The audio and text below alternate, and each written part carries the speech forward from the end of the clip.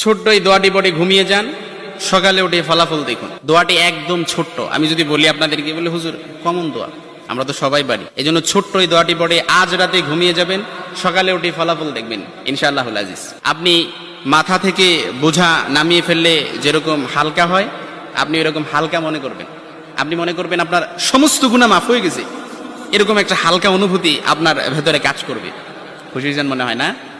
এজন্য আমরা যদি ছোট্ট এই দোয়াটি পড়ে আজ রাতে ঘুমাতে পারি, সকালে উঠে ফলাফল দেখবো ইনশাআল্লাহুল আজিজ।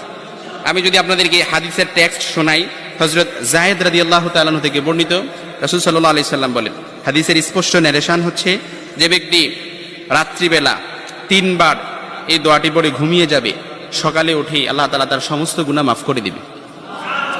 সুবহানাল্লাহ বাড়িতে যায় বললেন। এই জন্য আজ রাতেই যদি এই দোয়াটি পড়ে ঘুমাতে পারেন, সকালে উঠে ফলাফল দেখবেন ইনশাআল্লাহুল আজিজ।